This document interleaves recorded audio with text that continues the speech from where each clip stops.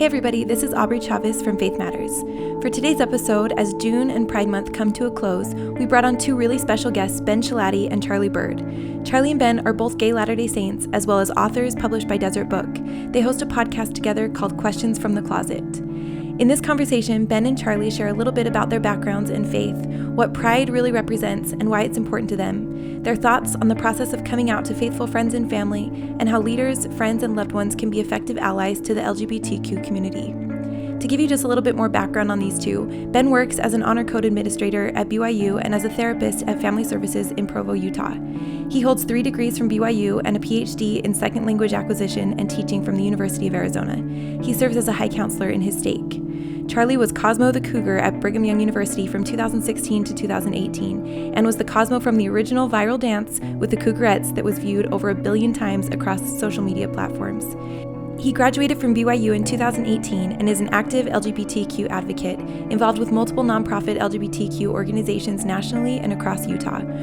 We're so grateful to Ben and Charlie for coming on and learned so much from them. We hope that you enjoyed this conversation. All right, Ben and Charlie, thank you guys so much for coming on the podcast. Super excited to have you here. Happy to be here. This is awesome. Yes. And just so you're aware, our listeners will have heard a line or two about you guys in the intro.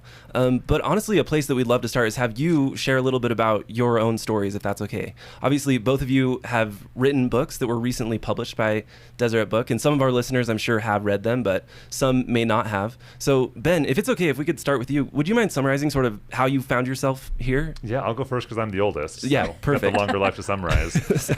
So I grew up in the Seattle area. My parents were both converts to the church. So most of my relatives aren't members. I was very active, very believing, always have been. First realized I was attracted to guys when I was about 11 or 12, but that was not a problem because I was going to go on my mission that would fix it. Yeah. Wow. And I got back, and that wasn't the case. So then I really had to get to work to change my orientation. So that included praying, fasting, temple attendance, going on lots of dates with women, really trying to get married and being very unsuccessful at all of that. Well, I was successful at like going to the temple and praying and all that, but unsuccessful at changing my orientation. Wow. And I first came out to my 2 best friends when I was 23 years old, when I was a student at BYU. And then over the next 20, or not 20 years, but throughout my 20s, I came out to like my family, close friends. And then when I was 30, I just really felt prompted to come out publicly. So I came out publicly on my blog, and this was when I was in Arizona doing my PhD program down there. Just have to throw in that I have a PhD. Yeah. We should refer to you as Dr. Ben Schilaty. You definitely should. Okay. People don't enough. So, so I started a support group while I was there. The last 2 years I was living in Tucson and felt really prompted to come back to Utah and get another degree. So I got a master's in social work at BYU to become a therapist. And after that, when I graduated at BYU, I just felt like my time at BYU wasn't done. So I got a job there. I work full-time in the honor code office and love my job. I also adjunct a couple classes and still active and single and still very gay. Okay. That's my life in 60 seconds. That was a really great summary. Yeah. So, Thank you, Ben. Charlie, would you mind sharing a little bit about your background? Yeah, for sure. So I grew up in Southwest Missouri. I always joke that there's more cows than people in the town where I grew up, and it's true if you ever go there. Similar story to Ben as far as like timeline. I guess I realized I was attracted to guys when I was probably like 13 or 14. I was kind of a late bloomer. It happens. And similarly, it wasn't an option, right? I was just like, I don't know what to do. And it was a huge realization that I just couched in secrecy and spent about the next 10 years or so trying to change as well, fasting, praying, looking into like psychological exercises, and just running from this portion of myself that I was so scared of and that didn't feel like I had a place in the life I wanted to live. So I served a mission in San Bernardino, California, came home and was like, awesome, like I'm not gay anymore, or I guess I don't have same-sex attraction anymore is how I used to say it. Yeah. And I was like, I'm going to get married. So I was dating and I was like, these girls are so pretty. I just like felt nothing, you know. I guess my claim to fame, I was Cosmo the mascot at BYU and I was dancing with the Cougarettes and trying to date the Cougarettes. and that never worked. But I ended up coming out because I had this really Well, I had a couple of pretty special experiences. One of them was the first time I prayed to ask God if he loved me, like the way I was, rather than feeling like I needed to change my orientation in order to be worthy of God's love. And that experience really shifted my paradigm and was just phenomenal. And then as I was doing better, I noticed that the community wasn't. And I had this really interesting like juxtaposition moment when I was my videos as the mascot were being shared, and they were getting like literally billions of views, and people were losing their minds trying to figure out who I was. And I had this moment, this mom was talking to me. I was in the mascot suit, so I couldn't really say anything back. And she was like, I hope my son is just like you when he grows up. And I was like, if this woman could see me, like if she knew who I was without like my actual self, without the mask, plug for my book. Yeah. I didn't mean to do that. I was like she would hate me. Like she would never let her son look up to me. And so it was just interesting to see how the more I accepted myself, I felt closer to God. But I watched the community, like the same community that was bolstering and like created this fandom around me as the mascot, was the same one that made it so hard to come out and accept myself. So I ended up coming out, wrote a book with Deseret, and now I do a podcast with Ben, who is what did you say? A single, active, and still super gay. Yeah. I love that in both of your books there was that one. I mean, you had similar, but there were lots of differences in your upbringing and in the way you were coping with what you thought of as an affliction for a long time. Yeah. But the thing that I loved that really stuck with me from both of your books was just this moment. You'd had all these years building up of trying so hard to resist and change your orientation, and then both of you had like these beautiful experiences where you realized firstly that God didn't want you to change, and like you were exactly the way you were supposed to be. And I love that. I think that's the moment you're talking about, probably, Charlie, by the reflection pool. And you said something about how like you had this moment of clarity where you realized that the atonement was not there to change your orientation. It was to heal the shame, like to heal the shame in your heart. And that felt like the gift from both of your books, that it was all about just like totally undoing this shame and like fully accepting yourselves. And then the rest of the book was all about like bringing that to everybody else. Like you had that experience with God one-on-one, and then all of these beautiful experiences with people in your life where you could feel like totally like comfortable with yourself and who you are completely, and not like something that you needed to hide anymore. Do you want to talk about your, like, I think your moment was like reading a scripture about not needing to change or be ashamed anymore. Yeah, so Charlie had like this big moment. I think my moment was just like more over time. Like it wasn't just like a light switch. It was more like the sun coming up slowly, as Elder Bednar would say with his light analogy. That's like very indicative of our personalities really? Too. Yeah. It really is.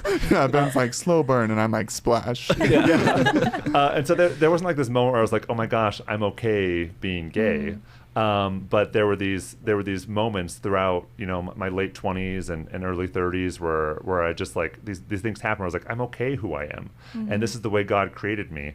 And I tried to change and couldn't because I wasn't supposed to change. Yeah. And it really struck me, God answers my prayers in like really miraculous, like wonderful ways. And like I can pray for like a friend and someone just like shows up, but like why didn't this change when I wanted it to so much? It's because it wasn't supposed to change. But it was my heart that needed to change. Like my shattered heart needed to be mended, and that's what changed the atonement. So both of you talked about feeling for many years that like the number one priority was figure out a way to change, either through spiritual means or whatever it is. But obviously that seems to me at least like it's somewhat of a broken paradigm. To what extent? I mean, what were some of the messages that you were receiving, as teenagers or in your 20s or whatever, that said you need to change? And to what extent do you think that's changed in the church? Yeah, I feel like being gay a lot of times for me was treated like some sort of diagnosis or disease. So like even the terminology that we still kind of use around it in like church culture is as if it were like a diagnosis. It's like something to overcome, something you experience, some like something you challenge, struggle with. some disease, something you struggle with. And I think that was very disempowering to me. And it made me feel like I needed to get rid of it in order to be healed, in order to be whole. And that's how I viewed it too. I viewed it as if it were some sort of like cancer of the spirit that was going to like kill me from God, if that makes sense. Ben, like... Yeah, so I'm 10 years older than Charlie. And so the messaging was a little different. When I was young, like we still talked about being gay as like a choice and a perversion. And so like even say like the word pervert, like that's not a word you can joke around with me because it just makes me like it's really triggering. Yeah. And so the message was definitely like being gay is bad. And like I was a teenager in the late 90s and early 2000s, and it wasn't even okay in society to be gay then. Like it was very much not okay. And so, you know, all I wanted to do was just be straight and fit in. And so there was no roadmap for someone to be openly gay in the church. Like, there just wasn't a thing that existed. And so I had no other option but to become straight.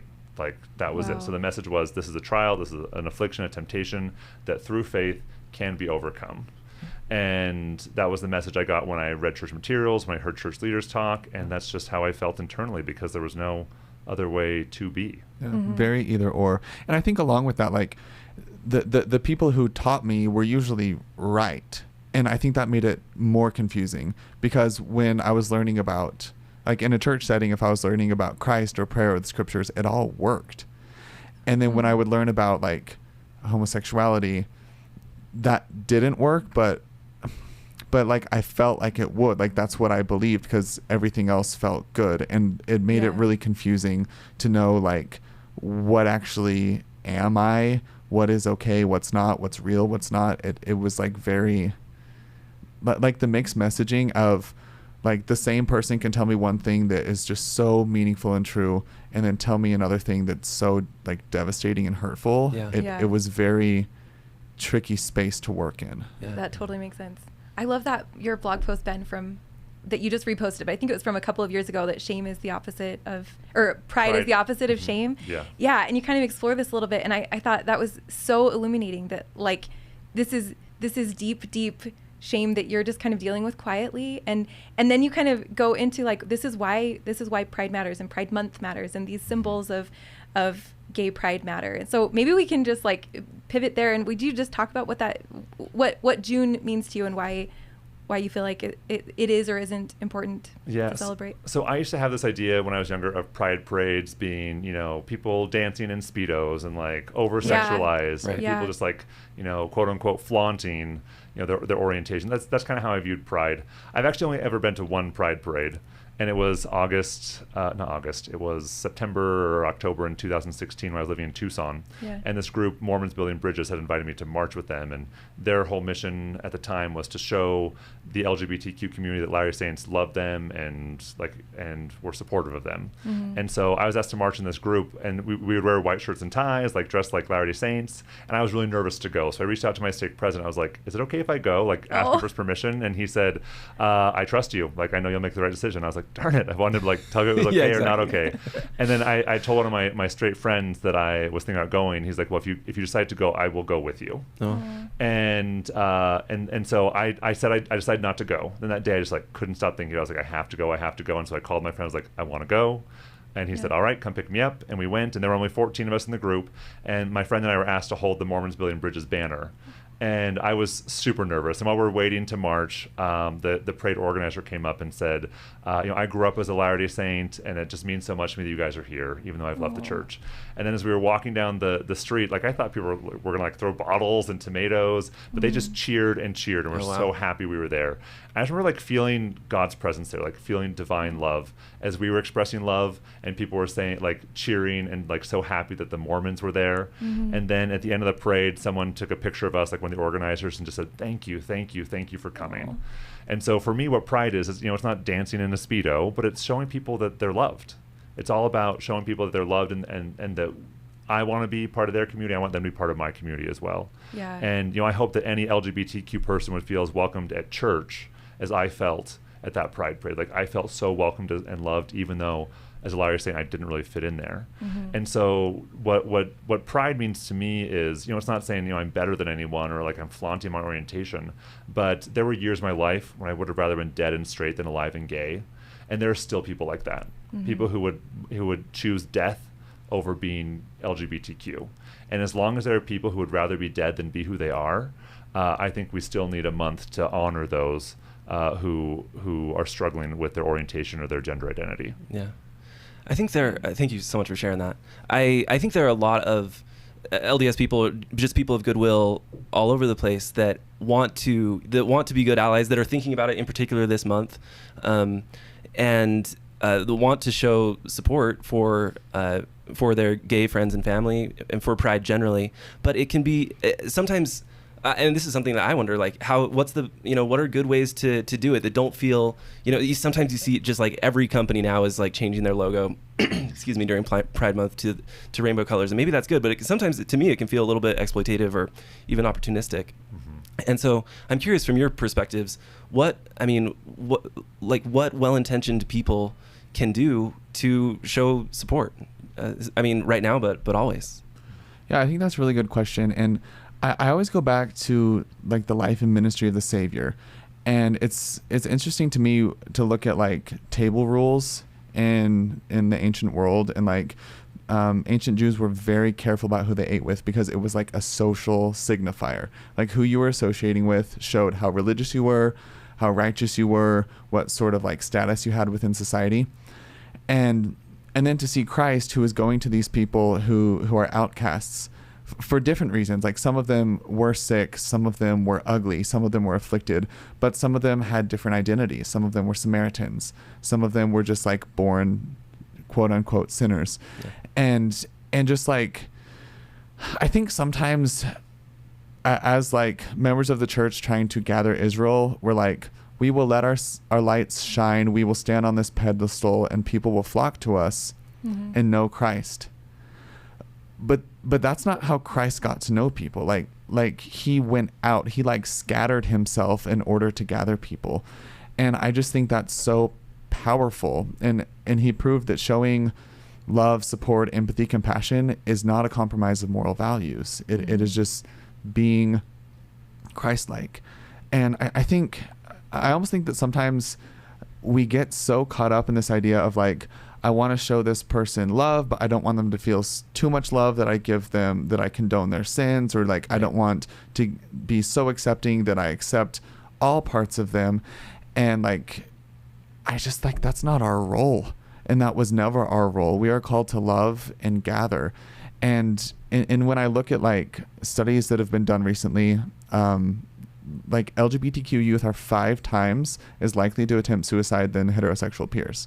That is huge. Crazy, yeah. And I think sometimes we get in this like circle of, oh, like I don't want to show too much love, I don't want to condone, like people are dying. So and in the meantime we're worried if we're being too loving. Yeah.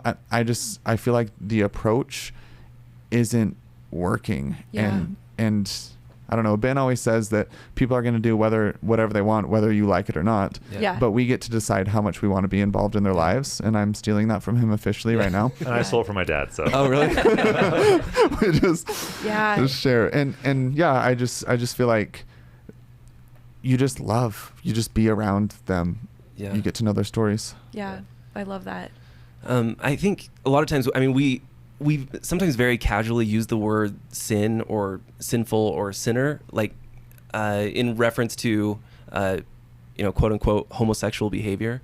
And it can, and referencing what you're talking about, Charlie, like I think a lot of people, I think, again, people with good intentions might feel that way because they're worried about what they might call like the long term or the long view, and if I, for example, do give an impression of condoning behavior, as opposed to identity, then that might affect the eternal outcome for somebody. And so I am actually showing more love by making it a little bit clear that I'm not okay with the behavior. What thoughts do you guys have about that attitude?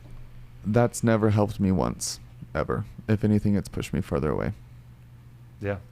I think that if we're looking at someone's sins as like worse than our sins, like the Savior was very clear about this. Like we don't look at the mote in someone's eye because we have a beam in our own eye.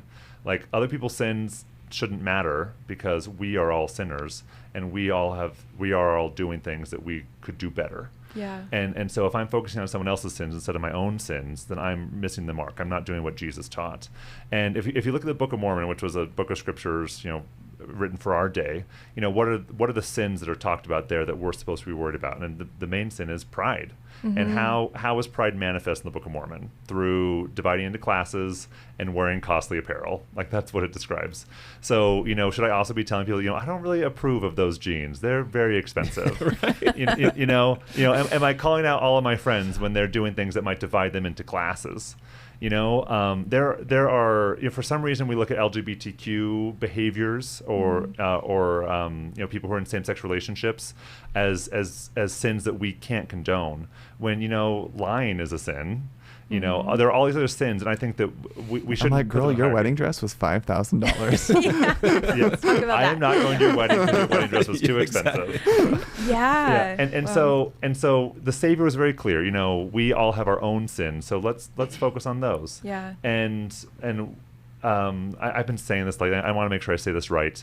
In abusive relationships, like a marital relationship, the abuser will tell the person they're abusing that if they leave that relationship, they're never going to be happy. If they leave that relationship, they're never going to find anything better. And so they scare them into staying in this relationship.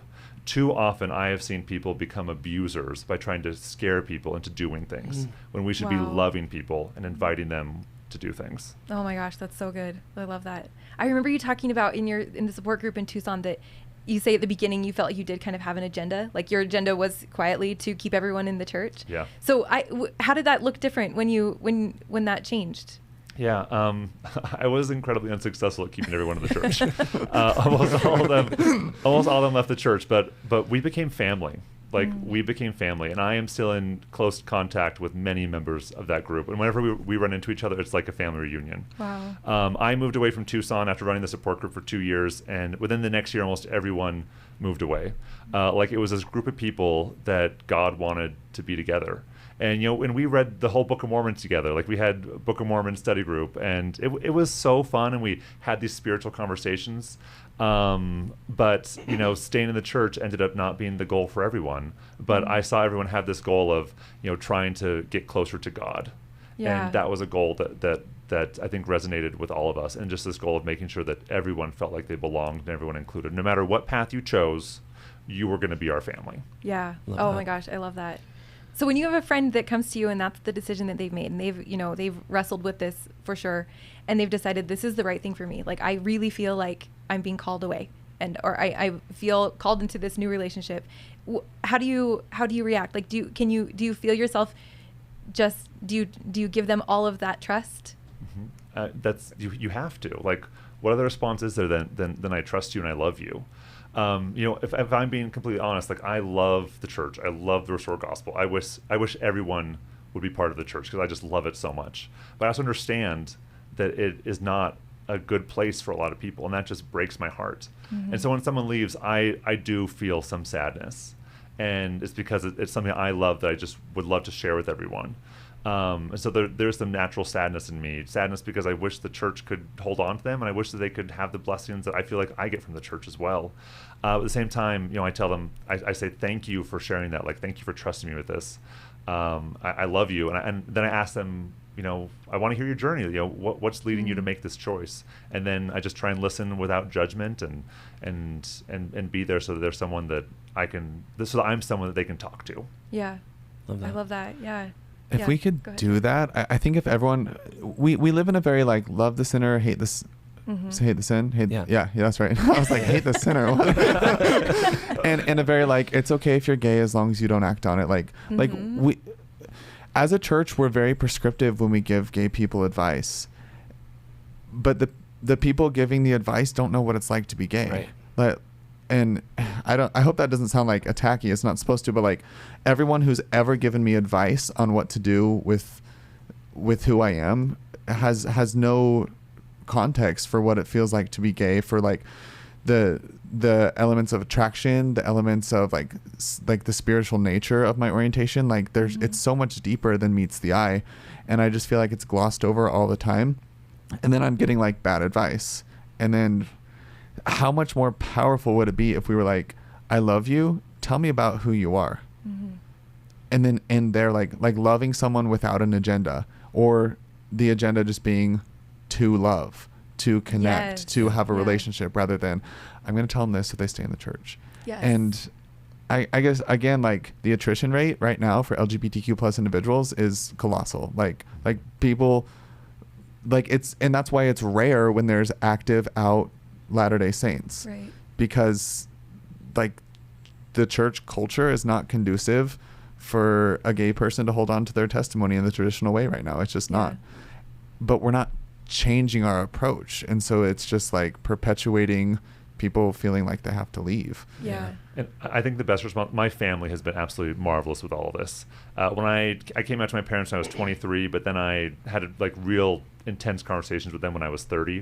Mm-hmm. And my mom said to me as we were talking about all this, and I was seriously considering leaving the church, and she said, Ben, if you need to leave the church and marry a man, you and he will always be part of our family. We're not just Wow. on your side, we're with you 100%. And having my parents honor my agency and my siblings having similar conversations and honoring my agency really gave me the space to think, well, what do I want to do? And then as I did that, I prayed and pondered and read the scriptures, I felt personally called to move forward in the church. And that's not going to be the case for everyone, but I'm not sure I could be happy in the church now had my family not explicitly told me that no matter what I chose, I was going to be family. Wow. And giving me the space to explore what I felt was right. Wow. I love that. Me too. What I was just going to say, what would you say, statistically we know that, in each of our wards of 300 or 400, there are youth who probably are not out yet, who are LGBTQ youth. So what would you say to youth leaders? Like what are messages that you wish that you would have heard that would have comforted you before you were even out, before there was even a conversation to be had, but while you were just really absorbing what people, what these people who you respected thought about LGBTQ people, what messages do you wish you would have heard at church, or that you did hear at church? Were there any healthy messages that you remember? I actually had one bishop who was just so helpful because he wasn't prescriptive. He just asked me questions and kind of like Ben was saying, just showed a space where who I was okay and I was going to be loved. And then it was more like, I don't know, I guess. Well, first of all, I think it's funny because every time we talk about the gay youth who aren't out in church, me and Ben know so many gay stake presidents and Relief Really? Society Wow. presidents who haven't come out yet. There are a lot of churches. There's a lot. Really? We just get Yeah. messages Yeah. all the time Oh my I haven't told gosh. anyone, but please come out when you're ready. Wow. Wow. so it's more Wow, than you so not think. just you. There's not physical identifiers of the sexual orientation. So you really never know. Yeah. And so it's so important to be careful about the way we talk about this. And I was always hyper aware of what anybody said about anything gay, always. And so if someone Really? said the FAG word, I'd be like, okay, not safe. Yeah. But if someone was hey, do you want to, I don't know, I was just sifting information Yeah. all the time and who am I safe around? Who can I let my guard down a little bit, but not too much? And that's just a Yeah. really difficult way to live. So if we can take away all of the weight of the what ifs, what if I'm not accepted? What if I'm not loved? What if the relationship changes? If we can just prove outwardly that we're safe spaces for people to be Wow. whoever they are, then that's big step one. Yeah. Yeah. I love that. I think Elder Holland is a great example of what more leaders can be doing. Back in 2015 in October, he gave a general conference talk about mothers. And as part of this talk about mothers, he mentioned a missionary who came home early who was gay. And he said something like, he didn't change and no one expected him to. Wow. And the talk was not about being gay or changing orientation, but he mentioned that just a natural, organic, positive way. Yeah. And when he said that, my phone immediately started buzzing. Everyone saying Wow. can you believe he just said this? This is amazing. Yeah. And then in 2017, in April, he gave a general conference talk about how there's room for everyone in God's choir. And one of the groups Yeah. listed was people with different sexual orientations. Yeah. And once again, my phone started buzzing. And so we don't have to have an LGBTQ lesson. Yeah. But if we can just talk about LGBTQ people in natural, positive ways, Yeah. then that will help reduce the shame. So when I was 12, 13, 16, 17, if someone had said, if you're gay, we love you, I'd be like, well, that's not me. That. Wow. Interesting. Yeah. I wouldn't even have sunk in that they were talking about me. But if they just talked about people in positive ways, then when I started to be more okay, leave my state of denial, then I would have been okay, maybe I am okay. Yeah. So I think the most important thing is just to talk about LGBTQ folks in just natural, normal, positive, and organic ways. Wow. What do you guys think about the term same-sex attraction or same-sex attracted when you hear that? Is that an I can only speak from my yeah. personal experience. For me, I found it's actually interesting because at the beginning it was helpful because it was like, oh, this is something I can defeat. It made it seem like some sort of like affliction, like some heavy weighted backpack that I was carrying that I could one day take off. And as I grew to understand that weighted backpack wasn't a backpack at all, it was just part of me, and it became really difficult. And honestly, what it did was make me boil my orientation down to sex, which I think was really like destructive. And I think that's kind of the way we treat it sometimes. Like when someone says they're gay, like if I say I'm gay, someone's reaction is like, oh, sex. And I'm like, no, Yeah. like not even close, and so I personally think it's much more helpful for me to like realize that it's an integral part of me. It's not changing, and just love that. And that's why I kind of like gravitated more towards the word gay, because it was just like, this is part of me. This isn't something attached to me. Yeah. Yeah. Very similarly. And once again, like, we're just speaking for ourselves. And I think there are too many people who think like same-sex attraction is like the shame-filled way to talk about orientation. Really? And like Yeah. being gay is like the more elevated and like accepting way to talk about it. And I don't believe that. I think someone can identify as having same-sex attraction and be very healthy, and I'd honor those choices. So in my 20s, I identified as having same-sex attraction. Like, I wouldn't have identified as gay. And if someone had said, Ben, you're gay, I would have been like, no. I just have same-sex attraction. And now if someone's like, Ben, you're not gay, you have same-sex attraction. I'm like, no. I'm gay. And so, I want to honor the labels that people choose instead of prescribing any labels. But for me, same-sex attraction, like Charlie said, was really reductive. That was a time in my life when any attraction to a man was bad. I used to have a ring my mom gave me that said "Return with Honor," and when I saw a guy I thought was cute, and I thought that, I would then like twirl my ring on my finger and then hum a hymn in my head, so I wouldn't think about it. And so for me, and those were years of my life when I would have rather been dead and straight than alive and gay. And so for me, the word gay is very like life affirming. So I tried to change. I couldn't. I'm going to live my best life the way that I am. And I'm going to thrive. So to me, that's what gay means to me. And same-sex attraction is this like negative, like reminds me of this negative time in my life. And for other people, it's not like that. Yeah. Well, So I kind of feel like the vernacular that surrounds it, though, is like, I struggle with same-sex attraction, like help you with your same-sex attraction. And the vernacular surrounding gay is a little bit more like openly gay. And they're just like more positive words. So I wonder if that has anything to do with it. I think that makes a lot of sense. Yeah. And so if I have friends who don't identify as gay, who identify as SSA or same-sex attracted, and I always say they experience same-sex attraction, not they struggle with or they have. Well, I don't know. I even feel like for me, I feel a difference between same-sex attracted, because that like implies orientation, and experiencing same-sex attraction, because to me it feels like an affliction, some sort of like. So I don't know. Words are really important to me, though. Yeah.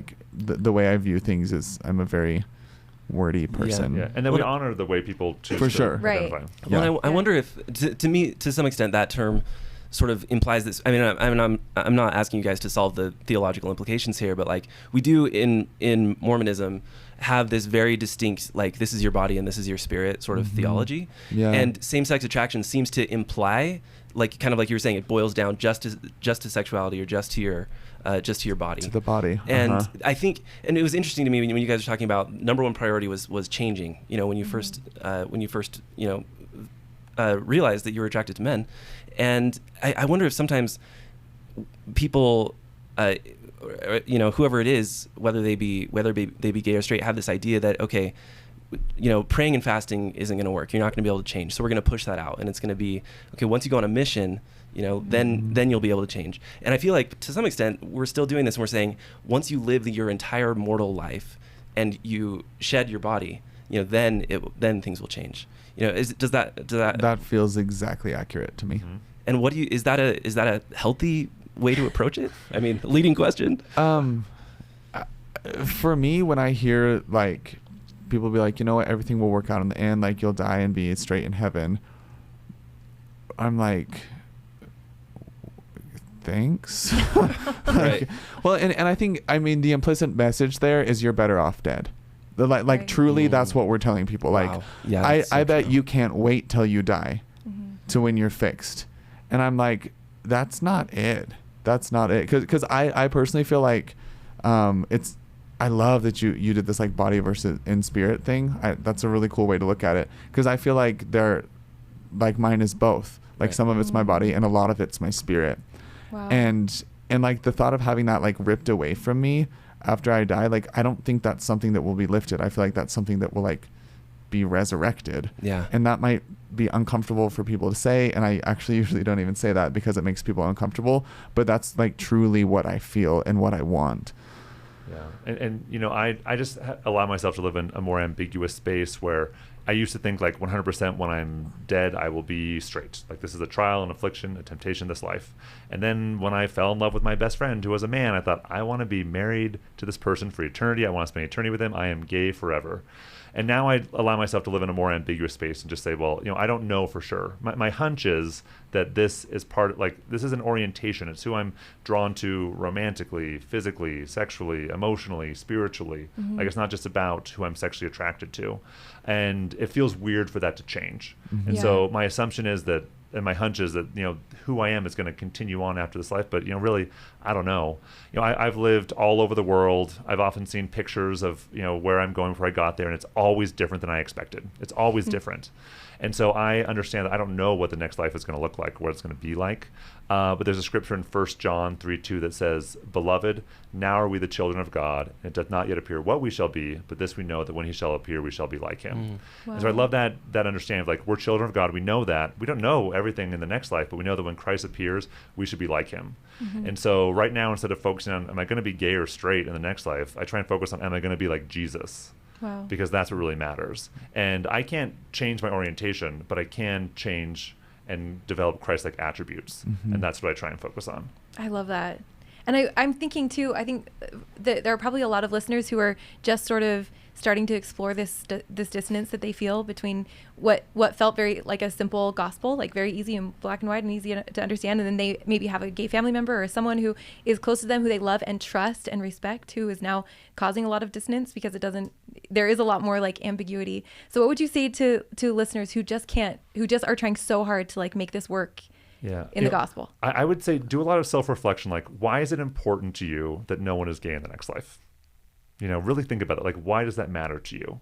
You know, where is the discomfort coming from someone coming out to you? Like, why is that uncomfortable? And just like really sitting with those feelings and exploring them. Because I think a lot of people haven't done a lot of the spiritual work. They've just kind of put it on a shelf. Whereas like this is our lived experience. Right. And so people end up being unintentionally incredibly invalidating because they haven't really sat with it and thought about it. Yeah, faith thrives in that tension. Yes. Like in that dissonance, that's where personal revelation comes, because that's when you're relying on God. And I think about the birthplace of our religion with this boy who had a question that was, can I be saved? It wasn't what church is true. It's like, what is salvation and can I attain it? What does that look like for me? And there were no answers. And so he went straight to God. And after like thinking about it, and I love this dissonance. Like this dissonance is growth. And this is where like faith thrives in these ambiguous realms when it has to travel through wilderness and move from Jerusalem to the promised land. And like Wow. that is when our faith is active and alive and alert. And like when Ben was saying, I think so often with this topic, it's easy to just push it away if it doesn't apply to you. Mm-hmm. But if you can allow yourself to live in there, whether it's because you're living there or your friend or your son or your daughter, I've grown so much to know Christ and like see God through this tension, and it's Wow. amazing. Wow. It really is. Such a beautiful answer. Charlie and I had a friend of mine on our podcast. He's a former bishop, and he was expressing, you know, the episode was about how we can talk about LGBTQ topics at church. And one of the things he expressed was, you know, in the last year, most of his most profound spiritual moments had come talking about and thinking about LGBTQ people. And, you know, I think that we are missing out on a lot of spiritual growth if we are not wrestling with these tough questions. I end my book talking about my friend Diana. Diana's like my model of how I want everyone to be. And when I came out to her, we were good friends, and she was not ready for the conversation. It didn't go poorly, but it didn't go well. And then over the next couple of weeks, I like brought it up. I was like, do you have any questions about what I said about being gay? And she didn't. And so we just kind of moved on and, did our normal friendship thing. And then one day we drove up to the Mesa Temple together. So the drive from Tucson to Mesa is like 2 hours. There wasn't a temple in Tucson at the time. And so on this 2-hour drive, she was like finally ready to talk. And so I like shared a bunch of my life story with her. We did a session at the temple. Then on the drive home, we just kept talking about it again. And then after that, she was all in. And there was this conference for gay Latter-day Saints in Mesa that I wanted to go to. I was like barely out. I was super nervous to go. And I mentioned to Diana that I wanted to go. And she said, can I go with you? I want to go with you. And like, that just meant so much to me that she wanted to go into this space with me. Yeah. And then when we left the conference, I asked her what she thought. And she said, I need a moment to collect my thoughts. Then we got to Cafe Rio and sitting in the parking lot, she just started crying. It's always a Cafe Rio. and she just started crying. And she said, I love the church, I love the gospel, but I just want you guys to be happy and live your best life. And then when I started my support group in Tucson, I didn't even have to ask her if she would be involved as an ally. Like I knew she would be. And then when I left Tucson, I thought, well, who's going to run this group while I'm gone? And I thought about that for a couple of weeks. And then I was finally like, well, Diana will run it. Wow. And then I called her to ask her if she would. And she said, oh, I've known that for weeks. I was just waiting for you to figure it out too. Wow. And she's a temple worker. She's as committed to the church as anyone. And yet when she stepped into this space, her heart grew and expanded. And now when she's asked to introduce herself at church, she says, my name's Diana. I'm an elementary school teacher and I'm an LGBTQ ally. And anyone who wants to talk can talk to me. And there's just so much growth that I think we're missing out on if we let the discomfort keep us from entering into a new space. Yes. Wow. I love that bit. Oh, sorry. No, please. That episode where you talked to the bishop and the Diana story too. Like I thought the thing that was so interesting about both of them is that the wrestle for them was hearing stories. It wasn't like digging into doctrine and deciding very, like in your head what makes sense. And I think that's what a lot of people try to do quietly. If you don't have like those relationships to kind of crack your heart open, it's easy to make a decision about someone's life when like you're not right next to them. And I love that the bishop, you could like hear how he was like really like working through this as he prepared his lesson, and his wife was like, that's a no-go. Like this is so like you're gonna lose everybody. And it was like all scripture and he was just like all in the head of this argument and then just kind of started from scratch, and it was all stories. And that has been my experience too. Like you need to love one gay person to feel your heart just totally open, and then you can feel them, and you don't need so much. You don't need to make it all make sense. Like the ambiguity is there to stay, and I think it's one of those things. It's a heart knowing, for right now at least. Yeah, for sure. Could we talk a little? Oh, you're good. Could we talk a little bit about Diana's story? Reminded me about the process of coming out. I mean, maybe on both sides of it a little bit. Like to the extent you want to share. I'm sure we do have gay listeners who are contemplating coming out to certain people in their lives, and what was helpful for you. But more important, not more importantly, but I think for the larger bulk of our listeners, it might be helpful to hear what is helpful for you to hear from those that you're coming out to. Yeah, I'd recommend listening to one of our episodes. Oh, great. Questions from the Closet. It's called What Are the Stages of Coming Out with Scott Christopherson. It's amazing. We really dig into this. But Awesome. when people come out, there's usually a 4-step process. Coming out to yourself, then coming out to close friends, and then typically family, and then coming out more broadly. And I think there are reasons for that. But, one has to know oneself first before being able to share and exploring all that. And friends are often safer to talk to initially than family. Yeah, and I think that's because there's so much fear that something will shift, and like the fear of unacceptance is colossal.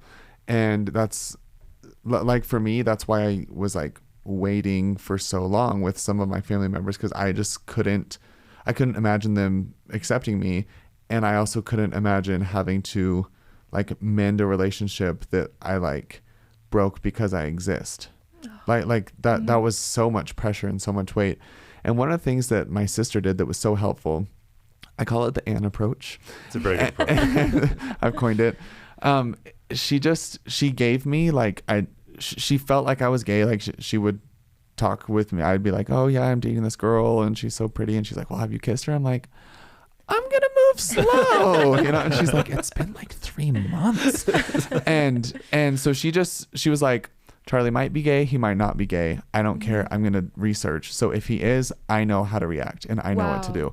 So she on her own just started like reading like blogs and like you were saying, like opening her heart and trying to get to know people's stories. And then was like, I'm going to show him that I'm safe to come out to. And if he's gay, it'll mean the world. And if he's not, who cares? Yeah. So she would like do things. I remember one night she sent me and my little brother, a text, and she was just like, "Hey, I love you." It was a really cheesy, like 4-paragraph text, and a couple lines of it were like, if anything, like if you're gay or like feel attracted to the same sex, like I don't care, I love you, you can talk to me if you're this. And she just like wove it in. And my brother, who's like super straight, was just like, "Cool, Anne, love you, thanks."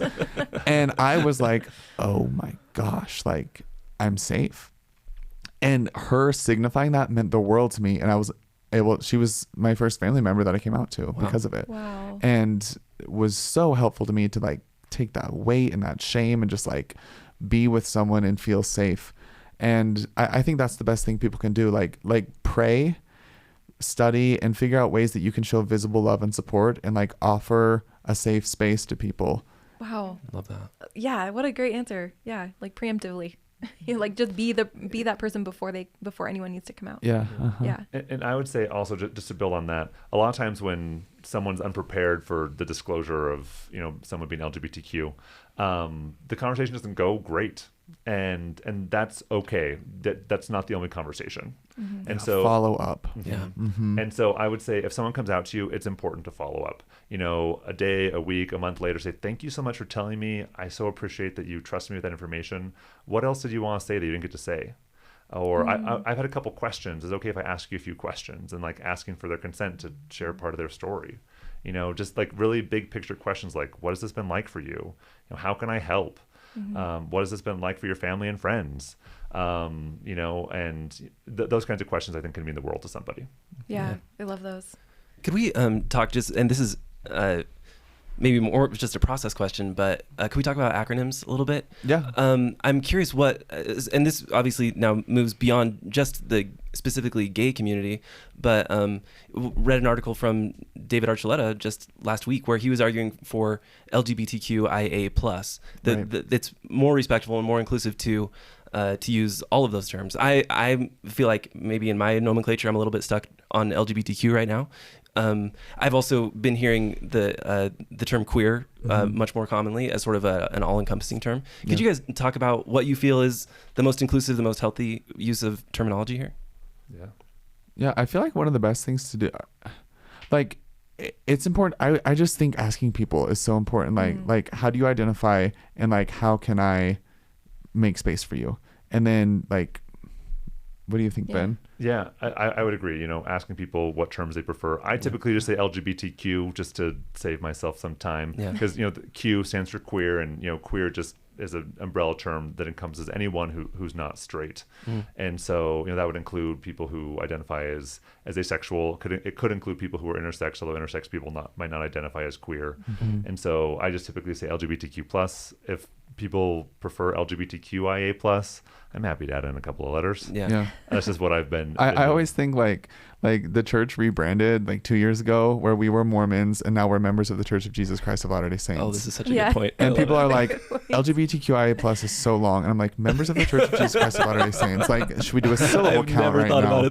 And I'm just like, and it's meaningful to me. Like when my friends, because I'm from like an area that is not Mormon, right? But they're like, "Oh, Charlie's Mormon," but they're not like, "Oh," I have friends who are like, correct other friends are like, "Oh no, he's a member of the Church of Jesus Christ." And I'm like, oh thanks. Yeah. That's meaningful, so if I can do that to someone else, like it's not like a huge inconvenience. Yeah.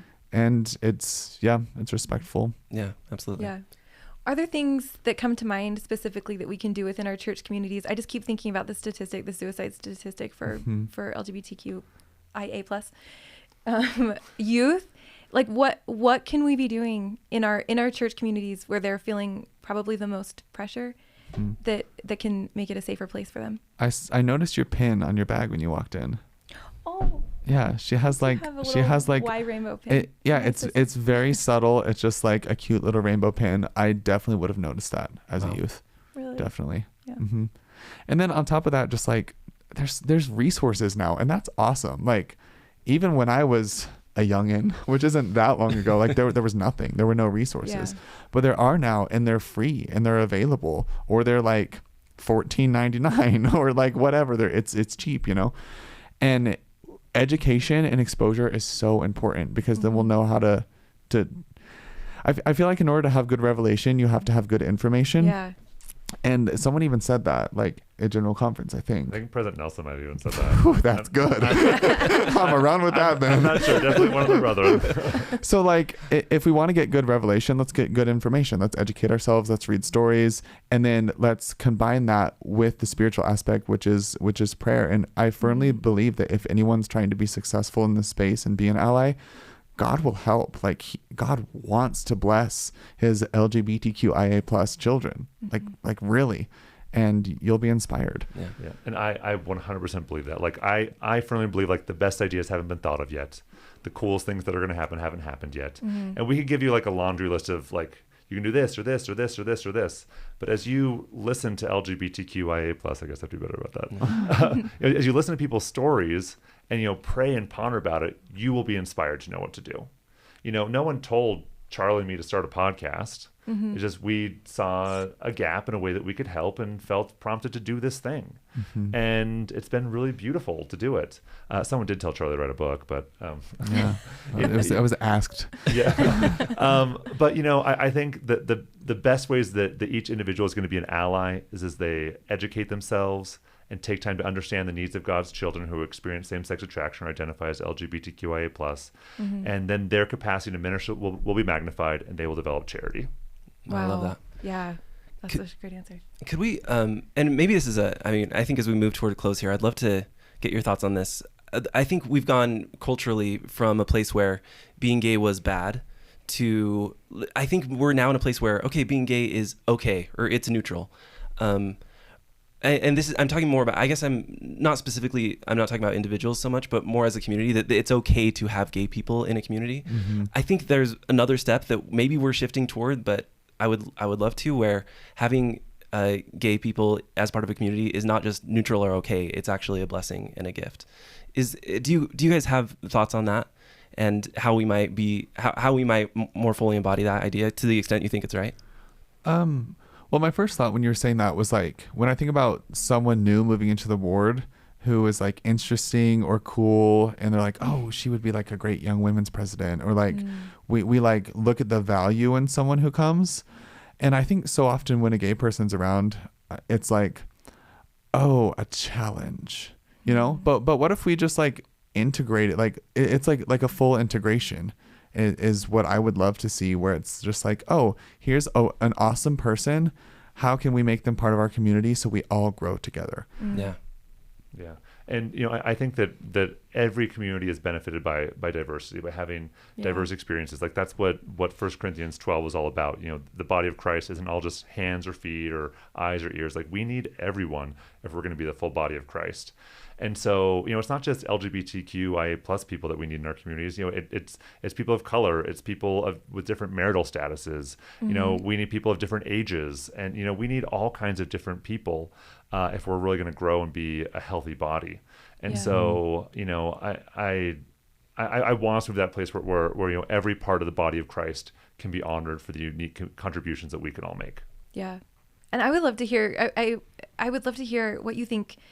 I keep thinking, Charlie, about what you were saying, that this is so much more than just sexuality. And so I would love to hear about the other ways that your orientation has affected your personality, like what, or is part of your personality. Like what are the gifts of your orientation that are so deeply part of you, completely outside of a relationship?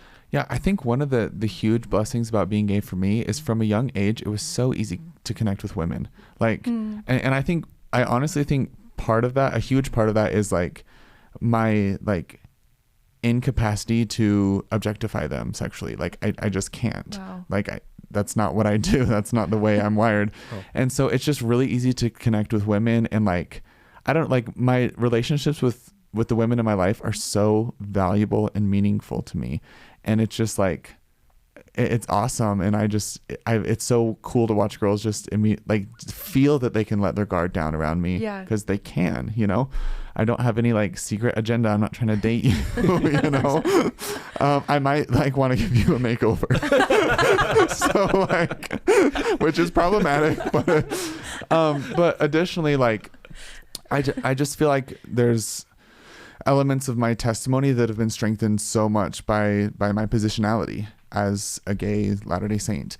And the way I think and see the world and like creative aspects of who I am and things I'm drawn to and pulled to that are beautiful I just feel like, I don't know how, but I feel like somehow it's connected to my orientation because it's just part of who I am.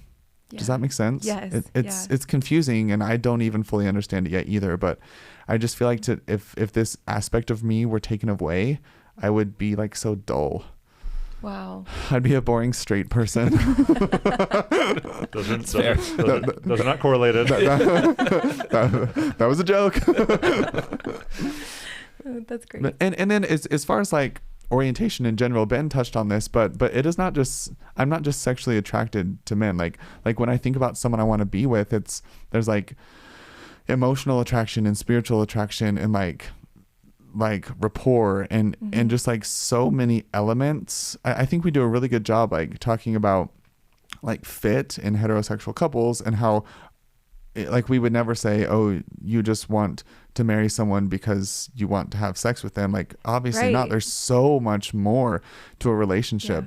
Yeah. And I wish we could recognize as a community that that's the same way it is for gay people too. Yeah. Wow. Thank you. Anything else you want to add, Ben? Yeah, I just echo that. I feel like my relationships are much deeper. Because I have all these friendships with men and women, and no one is afraid of me falling in love with them because I'm not dating guys and I'm not attracted to the women. And so two of my very close friends are Kevin and Allison. I'd introduced them. They got married. I could tell you their whole story sometime, but it's in the book. It's in the book. And I'm incredibly close to both of them, and they have said this, and without joking, that if one of them dies, I'm supposed to move in with the other and help raise the kids. And in either situation, it wouldn't be a problem. Like, there's no jealousy. We're good here. And I love that, like, when my female friends get married, like, our friendship doesn't end. Like, I can. That's the best. They can still stay in my life. Yeah. And when the male friends get married too, because I'm also just a guy. Yeah. And so I feel like I have a wider breadth of friendships than we have more friends than you because we're gay. Those are great answers. Thank you. Yeah. Well, any other, I'm just going to open it up. Any other final thoughts that we didn't get to? Yeah, I just want to reiterate, one more time that the most important thing we can do to build Zion is to get to know one another's hearts and minds. And, whatever that principle looks like in everyone's lived experience, it's not for me to say, but we need to build Zion by getting to know one another's hearts and minds. And like, that's what we're called to do in this restoration community. Like, we are called to build Zion, and that's how we do it. Hearts and minds. Yeah. As we've been having this conversation, I keep coming back to the word charity. This pure love of Christ, and I feel like there's so much more I need to learn about charity, and I guess all of us, but this sounds like, to me, that's what it sounds like, to give yourself and be open and flexible to love someone. That just sounds like charity to me. And there's that beautiful scripture in Moroni 7, correct, Ben? Ben is the scriptorian. Ben is the scriptorian. 7:48. 7:48 through like 52. Oh no, 48 is the last one. Oh, wow. Well, it's there. It's 43 through 48. And it's beautiful, and it talks about just like if you don't have charity, you are nothing. And it's not that you have less value. It's like without charity, like there's less meaning in your life. And wow. And if we can be charitable to the LGBTQIA plus people in our lives, we will receive, we will have more. And I felt that to be true for my life and seen it for so many others. And I have a testimony of that. Thank you so much. Wow. What a way to wrap everything up. Thank you, guys. So, Thanks so much for joining us. And again, a huge thanks to Ben and Charlie for coming on. We hope that you enjoyed this conversation as much as we did. And as always, if Faith Matters content is resonating with you and you get the chance, we would love for you to leave us a review on Apple Podcasts or whatever platform you listen on. It really helps us to get the word out about Faith Matters, and we appreciate the support. Thanks again for listening. And as always, you can check out more at faithmatters.org.